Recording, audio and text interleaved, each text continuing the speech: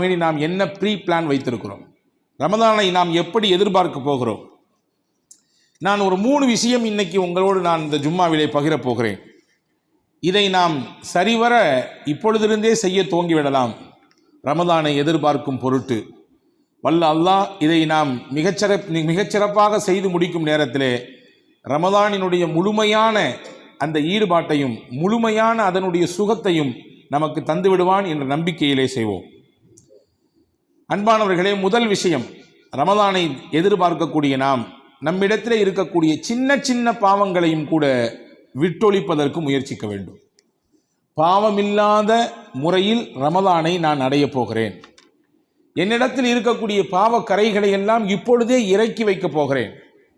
பாவத்திற்கு மன்னிப்பை தருகிற இடம்தான் ரமதான். ஆனாலும் கூட அந்த ரமலானை நான் அடையும் பொழுது எனக்கு உள்ளேயே ஒரு வைராகியம், என் பாவத்திற்கெல்லாம் முன்கூட்டியே நான் மன்னிப்பை கேட்டு என் பாவத்தை விட்டு முழுமையாக வெளியே வந்து நான் அந்த நிலையில் ரமலானை சந்திக்க வேண்டும் என்று விருப்பப்படுகிறேன் என்ற எண்ணத்தில் நாம் முதல் முறையாக நாம் இப்படி ஒரு தயாரிப்பை செய்து கொள்வோம். இப்னு மாஜா என்கின்ற நூலே ஒரு ஹதீத் வருகிறது. சௌபான் ரலியல்லாஹு அன்ஹு அவர்கள் இந்த ஹதீஸை அறிவிப்பு செய்கிறார்கள்.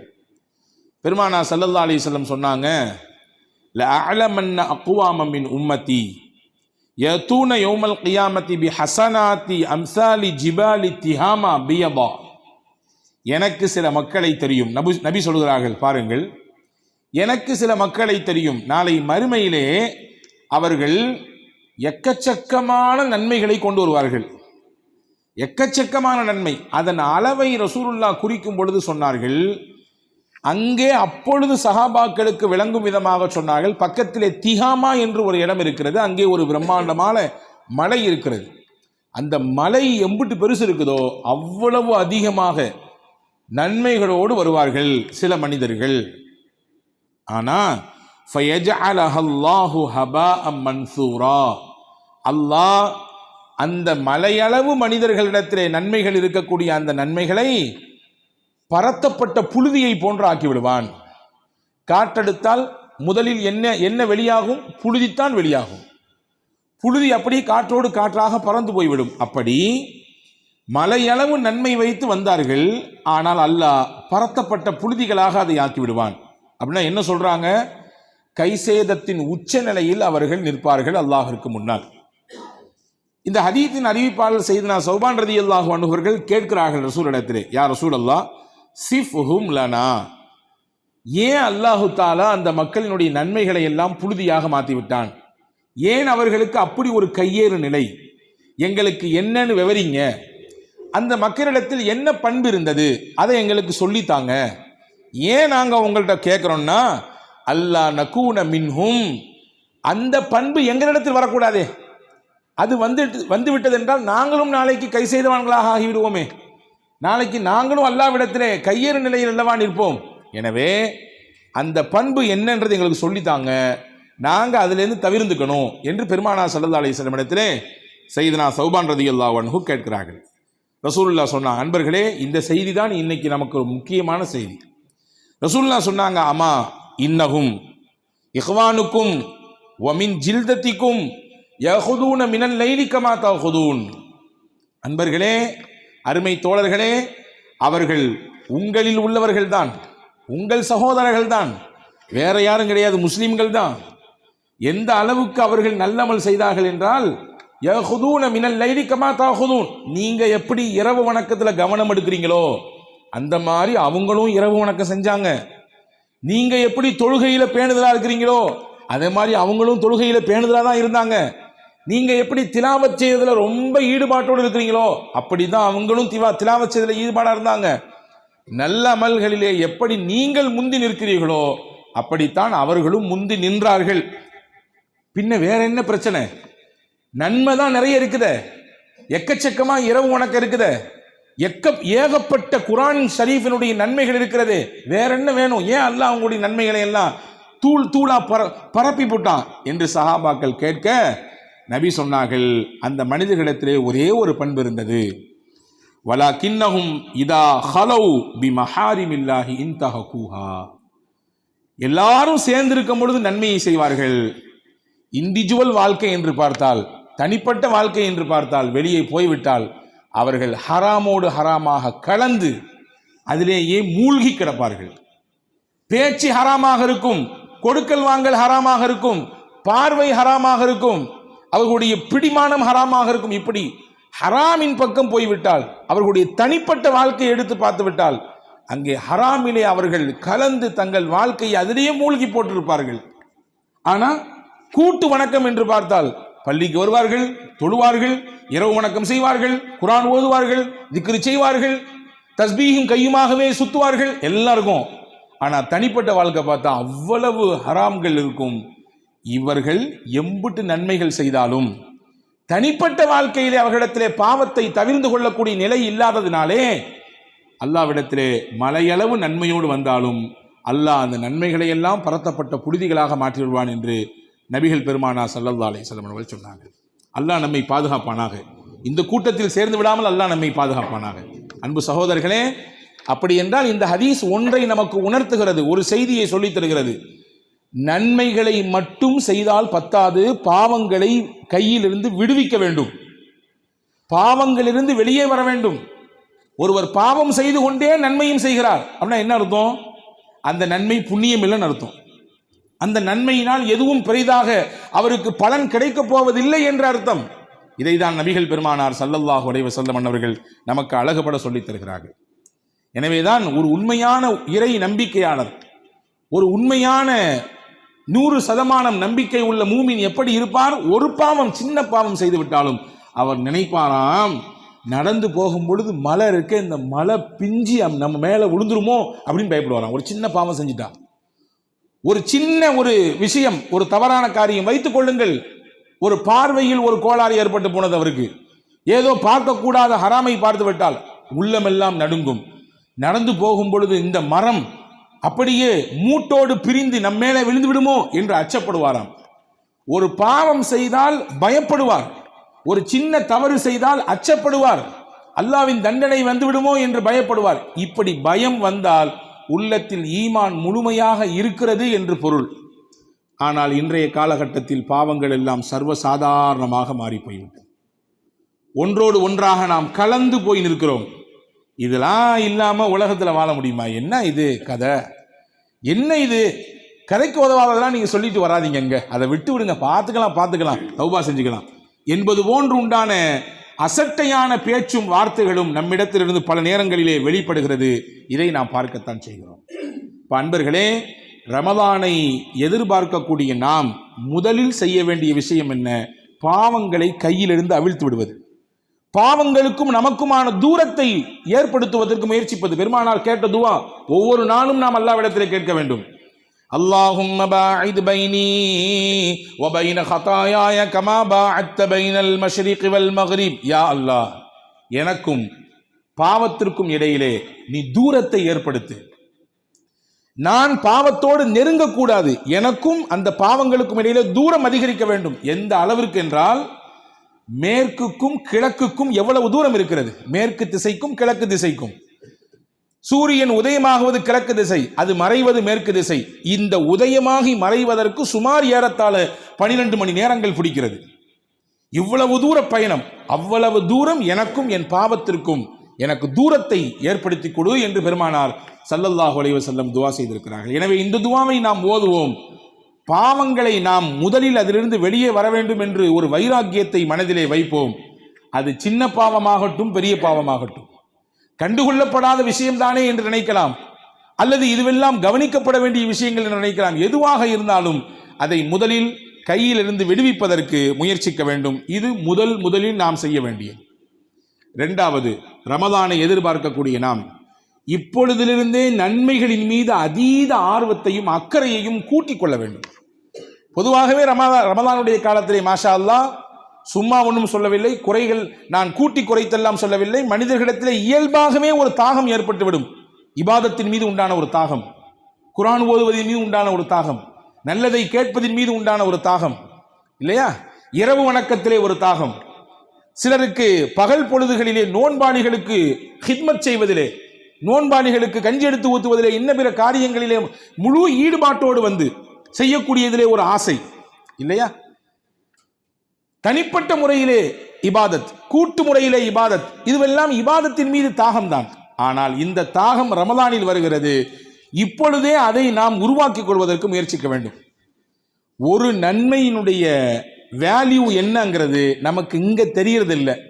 ஆனா ஆகிரத்தில் அல்லாஹ் காட்டுவான். ஒரு நன்மை, ஒரே ஒரு நன்மை, அதனுடைய மகத்துவம் என்ன, அதனுடைய முக்கியத்துவம் என்ன என்பதை அல்லாஹு தஆலா நாளை மறுமையிலே காட்டுவான். ஹதீஸிலே வந்திருக்கிறது பாருங்கள். பெருமானார் ஸல்லல்லாஹு அலைஹி வஸல்லம் பற்றி அல்லாஹ் என்ன சொல்லுகிறான்? யக்ஃபிரு லக்கல்லாஹு மா தகத்தம மின் தம்பிக வ மா தஅக்கர். உங்கள் முன் பின் பாவங்கள் எல்லாம் நீங்கள் மன்னிக்கப்பட்டிருக்கிறீர்கள் என்று அல்லாஹ் சொல்கிறான். உங்களுடைய முன்பின் பாவத்தை எல்லாத்தையும் அல்லாஹ்வாகிய நான் மன்னித்து விட்டேன் என்று சொல்கிறான். ஆனால் அந்த நபி நன்மையின் மீது எவ்வளவு தாகத்தோடு இருந்தார்கள் தெரியுமா? எவ்வளவு நன்மைகள் எனக்கு வேண்டும் என்று ஆசைப்பட்டார்கள் தெரியுமா? ஹதீஸிலே வந்திருக்கிறது. புகாரி ஷரீஃபிலே ஒரு ஹதீஸ் வருது. ரசூலுல்லாஹி ஸல்லல்லாஹு அலைஹி வஸல்லம் அவர்கள் பத்ர் யுத்தத்துக்காக வேண்டி சஹாபாக்களை தயார் செய்கிறாங்க. யுத்தத்துக்கு போகணும். பத்ர் என்பது சற்றேறக்குறைய மதீனாவிலிருந்து ஒரு 100 கிலோமீட்டருக்கு நெருக்கம் என்று வைத்துக் கொள்ளுங்களேன். ஒரு மணி நேர பயணம். இன்றைக்கு பயணித்தாலும் பஸ்ஸிலே ஒரு மணி நேரம் பயணிக்க வேண்டும். அவ்வளவு தூரம் பயணிக்க வேண்டும். ஆனால் முறையான நிறைவான வாகன ஏற்பாடு இல்லை. இருக்குது, ஒட்டகங்கள்லாம் இருக்குது. ஆனாலும் ஒரு ஆளுக்கு ஒரு வாகனம் இல்லை.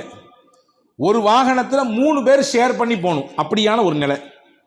3 பேர் ஷேர் பண்ணி தான் ஒரு வாகனத்தில் பயணிக்கணும். ஆனால் ரசூலுல்லாஹ் நினைச்சாங்க அப்படி பயணிப்போம், அதில் ஒன்றும் குறையில்லை. ஆனால் 3 பேரும் சேர்ந்து ஒன்றா ஏறி உட்கார்ந்து அந்த வாயில்லா ஜீவனுக்கு தொந்தரவு தர வேண்டாம். யாராவது 2 பேர் ஏறி உட்காந்துக்கலாம், ஒருத்தவரும் நடந்து வரலாம்.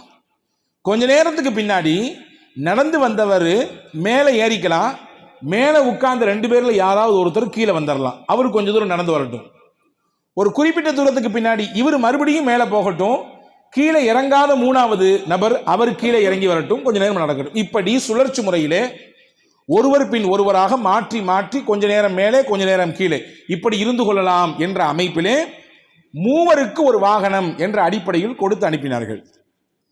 ரசூலுல்லாஹ் தான் அந்த பிளான் பண்ணது. ரசூலுல்லாஹ் பிளான் பண்ணிட்டு எல்லாரும் அப்படி செஞ்சுக்கிங்க, நான் மட்டும் தனியாக வந்துடுறேன், எனக்கு ஒரு தனி வாகனத்தை கொடுத்துருங்கன்னா ரசூலுல்லாஹ் கேட்கல.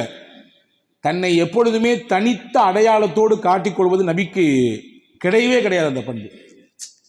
நான் உங்களை எல்லாம் வழிகாட்டக்கூடிய வழிகாட்டி, நான் உங்களுக்கெல்லாம் தலைவர், நான் இறைவனின் இறை தூதர், நான் அல்லாஹ்வுடைய நேசர் என்றெல்லாம் காரணத்தை வைத்து ரசூலுல்லாஹ் எப்பொழுதுமே தனக்குன்னு ஒரு ஸ்டேஜ் வேணும், தனக்குன்னு ஒரு இடம் வேணும் அப்படின்னு எதிர்பார்க்கிறது கிடையாது. மக்களோடு மக்களாக இருப்பார்கள். ஹதீஸிலே வந்திருக்கிறதே, பயணத்தின் சமயத்திலே உணவு சமைக்க வேண்டும். எல்லாரும் ஒரு பொறுப்பை எடுத்துக்கிட்டாங்க, ஷேர் பண்ணிக்கிட்டாங்க. ரசூலுல்லாஹ் சொன்னாங்க, அப்படின்னா எனக்கு ஒரு பொறுப்பை தாங்க, நான் போய் விறகெல்லாம் புறக்கிட்டு வரேன்னாங்க.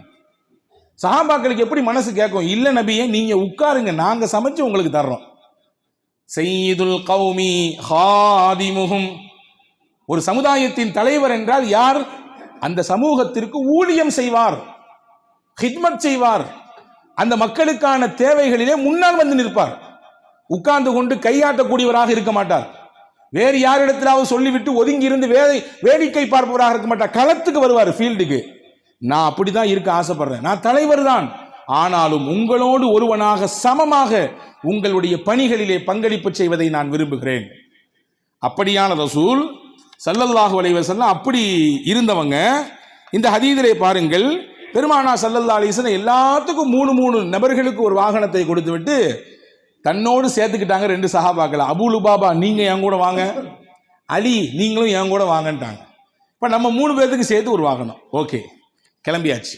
கிளம்பும் பொழுது அந்த மற்ற 2 சஹாபாக்கள் இருக்காங்கல்ல, அபூ லுபாபா ரலியல்லாஹு அவர்களும் சையதுனா அலி ரலியல்லாஹு அவர்களும் தங்களுக்கு இடையில பேசிக்கிட்டாங்க. நம்ம 2 பேரும் இந்த மேலே ஏறி உட்கார்றது, கீழே நடந்து வர்றதை ஷேர் பண்ணிக்கலாம். ரசூலுக்கு அந்த தொந்தரவு கொடுக்க வேண்டாம், கஷ்டத்தை தர வேண்டாம். நல்ல எண்ணம் தானே, தப்பான ஒன்று எண்ணம் இல்லையே. நபியை உட்கார வச்சே நம்ம அழைச்சிட்டு போவோம், அவங்களை இறக்கி வச்சு நடக்க வச்சு அவங்களுக்கு அந்த சிரமத்தை தர வேண்டாம். நீங்க கொஞ்ச நேரம் உட்காருங்க, நான் நடந்து வர்றேன், நான் கொஞ்ச நேரம் உட்கார்றேன், நீங்க நடந்து வாங்க, நம்ம 2 பேரும் இந்த கஷ்டத்தை ஷேர் பண்ணிக்கலாம். நபிக்கு கொடுக்க வேண்டாம். மனமுந்து ஏற்றுக்கொண்டார் மற்ற தோழர், இன்னொரு தோழர். இப்படி திட்டமிட்டு போய்கொண்டே இருக்கிறது. முதலில் அபூ லுபாபா இறங்கினார், கொஞ்ச நேரம் நடந்தார். மறுபடி அபூ லுபாபா மேலே ஏறி விட்டார்கள். சையதுனா அலி ரலியல்லாஹு கீழே இறங்கி நடந்து வந்தாங்க. இப்போ அலி ரலியல்லாஹுடைய நேரம் முடியுது. இப்போ ஆக்சுவலாக யார் இறங்க வேண்டிய நேரம்? முகமது நபி இறங்க வேண்டிய நேரம். ஆனால் இறங்குற சமயத்தில் 2 சஹாபாக்களும் சேர்ந்து ஒரே குரலில் சொன்னாங்க, நபியே நீங்கள் இறங்காதீங்க, நாங்கள் பிளான் பண்ணிட்டோம், இந்த ஷேரி எங்கள் 2 பேத்துக்கு மட்டும்தான், நீங்கள் உட்கார்ந்த மாதிரியே உட்காந்து வாங்க. வச்சுக்கங்களேன், ஒரே ஒரு சீட்டு தான், இங்கேருந்து ஒரு 500 கிலோமீட்டர் பயணிக்கணும். 3 பேர் உட்கார்ற சீட்டில் ஒரு 2 சீட்டு தான் இருக்குது, ஆனால் 3 பேர் நம்ம இருக்கிறோம். யாராவது நம்ம அப்படி மாற்றி மாற்றி உட்காந்துக்கலாம், ஒருத்தர் மட்டும் நின்று வர மாதிரி சூழல் இருந்தா அப்படின்னு சொல்கிற நேரத்தில் ஒருத்தர் சொல்கிறாரு, நீங்கள் பரவாயில்ல உட்காந்துங்க, நான் அந்த 500 கிலோமீட்டர் நின்னே வர்றேன், பிரச்சனை இல்லைன்னு சொன்னால் நம்ம நினைப்போம், சரி நல்ல மனுஷன் ஸ்ரீதேவியாக இருக்கார், ரொம்ப நல்லதுங்க, நானே கால் வலியோடு இருக்கிறேன், கஷ்டத்தோடு இருக்கேன், பரவாயில்ல என்று சொல்லி நாம் கொஞ்சம் அவருக்காக வேண்டி துவா செய்து சமாதானம் செய்து விடுவோம். நபி ஸல்லல்லாஹு அலைஹி வஸல்லம் சொன்னார்கள், நீங்கள் உங்கள் நல்லெண்ணத்திற்கு அல்லாஹ்விடத்திலே கூலி உண்டு, நீங்கள் நல்லெண்ணத்தோடு இதை நீங்கள் வெளிப்படுத்தினீர்கள், இதற்கு அல்லாஹ்விடத்திலே கூலி உண்டு. ஆனால் ஒன்று சொல்கிறேன், கேட்டுக்கொள்ளுங்கள். மா அன்துமா பி அக்வா மின்னி அலல் மஷி வலா அன பி அக்னா அனில் அஜ்ரி மின்குமா. நீங்கள் 2 பேரும் நடக்கக்கூடிய விஷயத்தில் என்னை விட சக்தியானவர்கள் ஒன்றும் இல்லை. நான் நபி, இயல்பாகவே அல்லாஹ் உடல் திறனை அல்லாஹ் நபிமார்களுக்கு கொஞ்சம் கூட்டி தந்திருக்கிறான். நீங்க சொல்றத பார்த்தா நான் கொஞ்சம் என்னமோ நடக்கிறதுல கொஞ்சம் குறைஞ்சவ மாதிரி, அல்லது அதுல கொஞ்சம் எனக்கு ஏதாவது களைப்பு ஏற்பட்டு விடுமோ என்ற ஒரு நினைப்பு வருவது மாதிரி தெரியுது.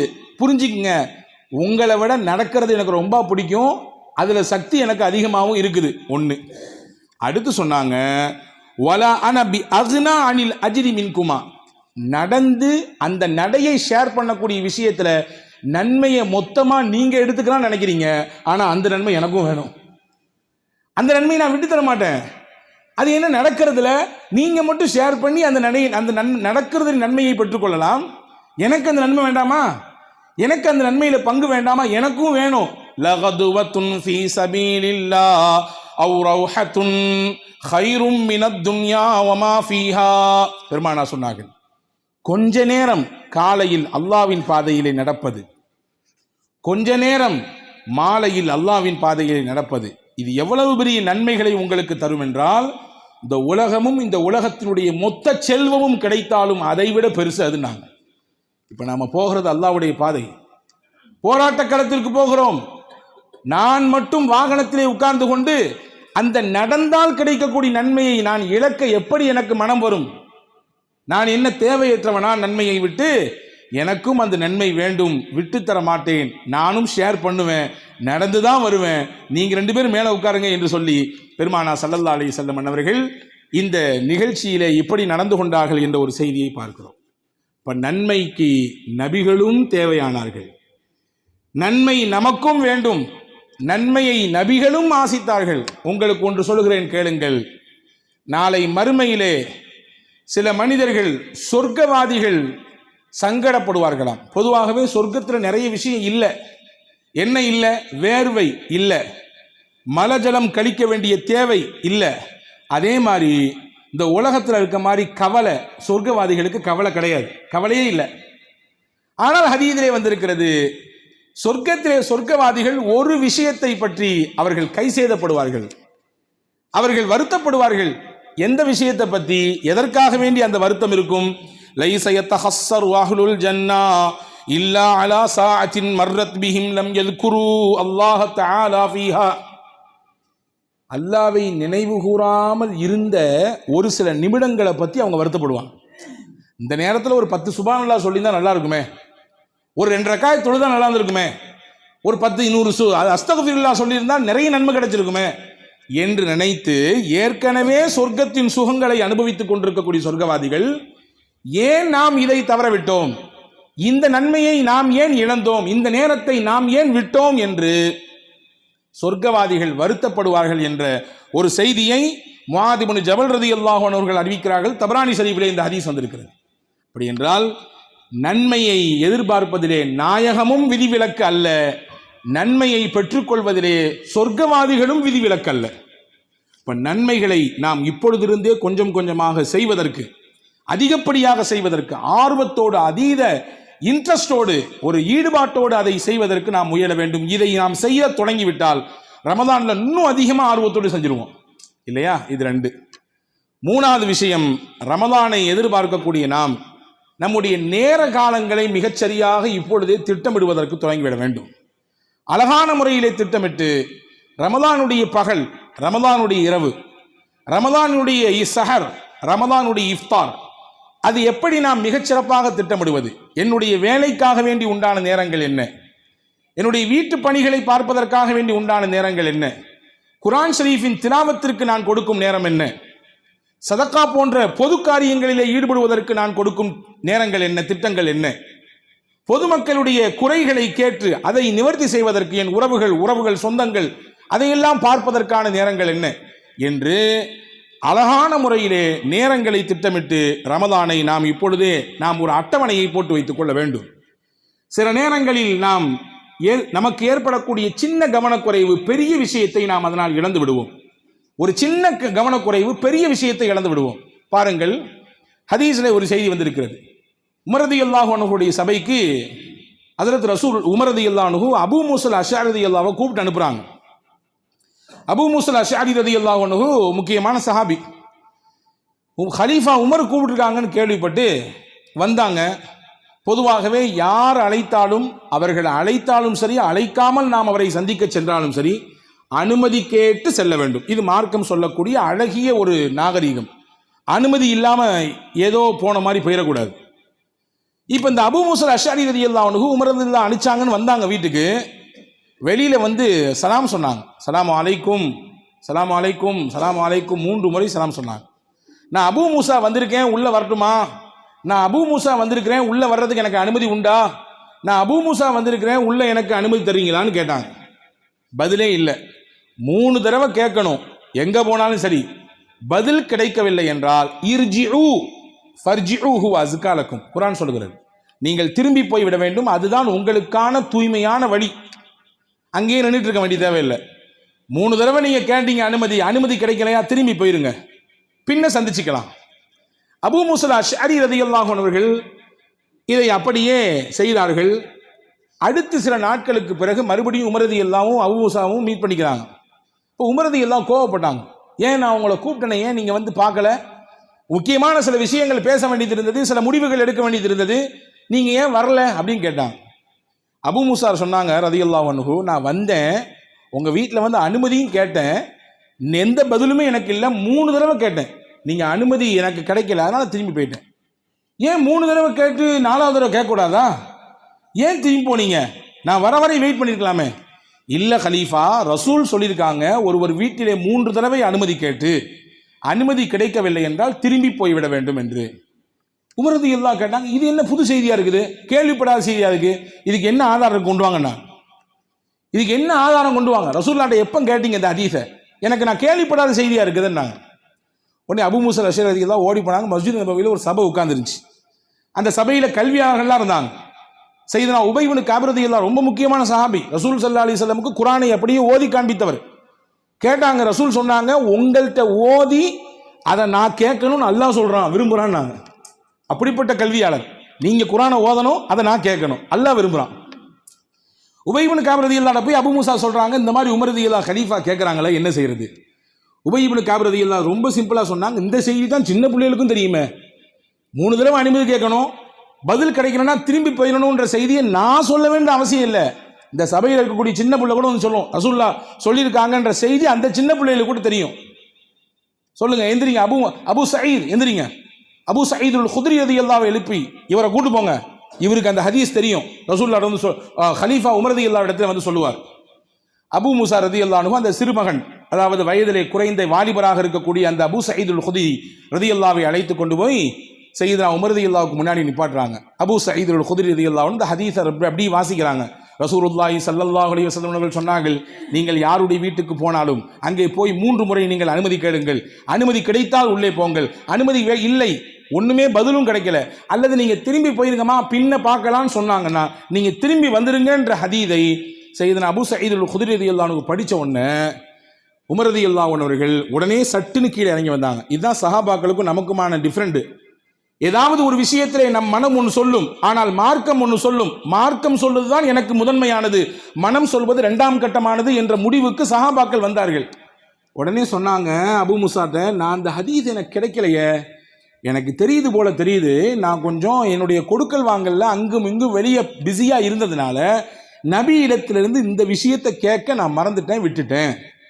கொஞ்சம் அங்கே இங்கேயும் நான் கவனம் வச்சிருந்ததுனால முக்கியமான ஒரு செய்தி எனக்கு மிஸ் ஆகி போயிடுச்சு. இது எப்படி மிஸ் ஆயிடுச்சு எனக்கு வாழ்க்கையில், எவ்வளோ பெரிய ஒரு துரதிர்ஷ்டம் இது என்று சொல்லி செய்தனா உமர் ரலியல்லாஹு அன்ஹு வருத்தப்பட்டார்கள் என்ற ஹதீஸை நாம் பார்க்கிறோம். அப்படின்னா என்ன சொல்ல வர்றேன் அப்படின்னா, நாம் எடுக்கக்கூடிய சின்ன சின்ன விஷயங்கள் கூட ரமதானிலே நமக்கு ஒரு பெரும் இழப்பையோ அல்லது நன்மையினுடைய பாக்கியத்தை இழக்கக்கூடிய சூழலையோ ஏற்படுத்தி விடக்கூடாது.